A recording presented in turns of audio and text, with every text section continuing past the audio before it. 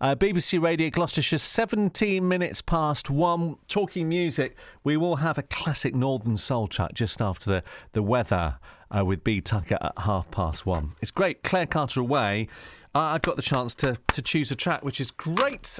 Claire does that every Friday, so we'll pick one of those after 1:30. My next guest was tapping along to that as well, Queen and David Bowie. Society Chair, this is the Moreton show, Catherine Lloyd with me in the studio. They sort of say the countryside in a day, and before you know it, that day will be here. Saturday the 5th of September is the date to get in the diary, I guess. Lots going on this year. Before we go through that, let's find out how it all started, the Moreton in Marsh show.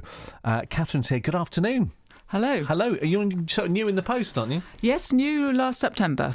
So looking forward to my two-year session. Brilliant. Yeah. Now, I think I'm right in saying it dates back. I'm sure it hasn't always been called the Moreton Show, or there's always been a variation, but it goes back to about 1949, doesn't it? Yeah, that's right. It was actually an amalgamation of three different societies, Shire Horse and a couple of agricultural societies that dated right back to 1845 originally.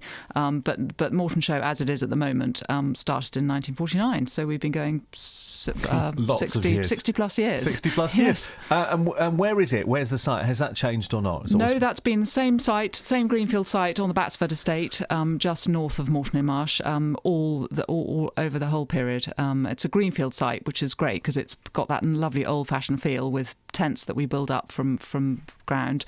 We have no permanent infrastructure, which means that, it's slightly more awkward for us to set it up, but it's got a wonderful traditional feel to it. So that's on the site of the Arboretum near there, is it? It's just below that, down the hill, closer to Moreton town. It's a beautiful area, spot. isn't it? Yeah, really beautiful spot. So how do you begin to plan something like this from last year's event to the 5th of September this year? Well, we're always trying to look for new things to interest families coming to visit. So we have an increase in class entries and cattle across the board. Actually, our numbers have gone up year on year, which is really fantastic. We've had some problems with TB and certain problems in the farming calendar which affect us, but generally speaking, our numbers keep increasing year on year.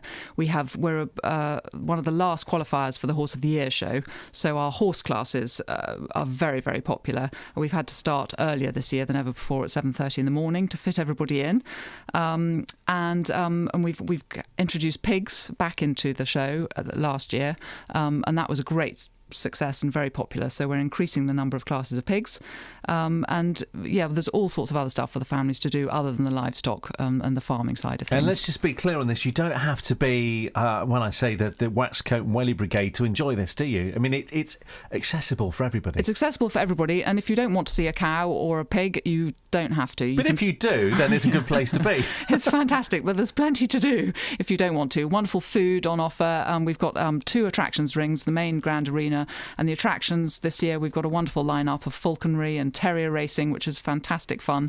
You can bring your own terriers along and join in with the racing there. Vintage tractors, fabulous. We've got 60 vintage tractors coming this year from sort of 1950s up to date. Just all sorts of different stuff for people to enjoy and spend the day wandering around. It's a wonderful day out. I mean, getting into the facts and figures of it all, I mean, last year, 25,000 people there, something like that? We think 25,000, quite difficult to tell, and we're trying to do a bit more number crunching this time to find out the details of where people have come from. But we've been increasing our online ticket sales, and Countrywide stores have been great, supporting us across the board with their ticket sales. So we think we got 25,000 last year, which is a huge number through the gate. We're thrilled with that, and probably we don't need any more because it was quite busy at peak times. But we're trying to sort of spread the word geographically round and about. Yeah, and I mean, in terms of the figures, 25,000 people, you're not a business as such, are you, in terms of having to make a profit? Yeah, no, strictly speaking, we are a charity, actually. So, no, we're not trying to maximise our profit, though we'd love to get to the position where we could make grants and things. But at the moment, its roots started in the promotion and the betterment of breeding of farm animals. So that was where it all started. But now it's really more about putting on a fantastic show, involving the farming community and indeed the whole rural community in the organisation of it. 'Cause we have over 200 volunteers who help as well. So it's a real community effort. It's brilliant. I mentioned the M5 services, of course, in Gloucestershire, up for that award, the Food and Farming Awards. It just feels that food is in people's psyche nowadays. I mean, you put the telly on now, weekdays, it's MasterChef, the weekends, Saturday Kitchen, James Martin, Sunday Brunch, the list goes on. We all want to kind of be in charge of the way we eat, the way we source our food, to hopefully not only live a healthier life, but actually enjoy what we eat.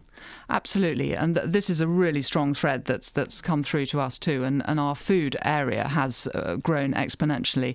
A lot of those suppliers that your previous guest was talking about, they will be coming to us as well, and we have a local catering area again, which is where people will actually be cooking and selling food to be consumed on showground, and we have waiting lists for those areas. People are fascinated about where their food comes from now, which is great. They're interested in how it's cooked, and they want to try things more, and that has all just exploded at Moreton Show. It's wonderful. I often go to these shows and people often talk about these shows and they always say, most important thing, make sure there are plenty of loos. I mean, it's stuff like that you have to organise months ahead, isn't it? Yes, and showers as well. We've had to put in this year for the guys that bring the cattle the night before.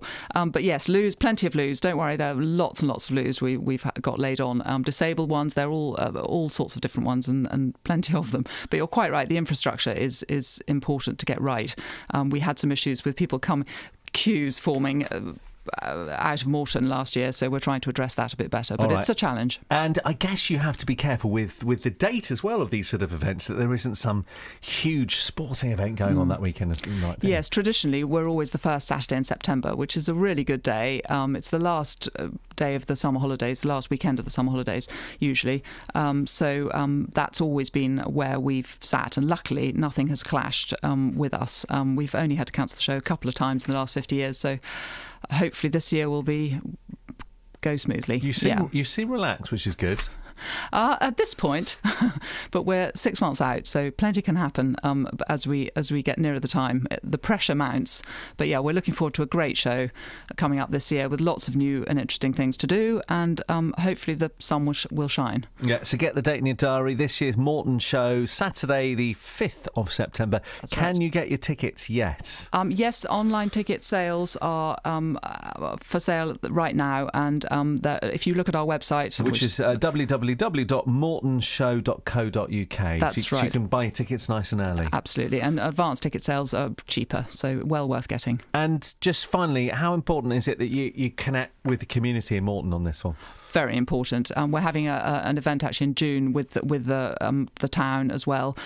So hopefully we bring everybody together for that Saturday and pull off a great show. Brilliant. I reckon it's going to be great, and I'm sure we'll hear lots more about it. I'm sure we'll be there on the day too. Hopefully. Yeah, that'd be great. Thanks very much. Good to talk to you. Thank you very much indeed. That's Moreton Show Society Chair Catherine Lloyd there. You can buy your tickets. The date is Saturday the 5th of September.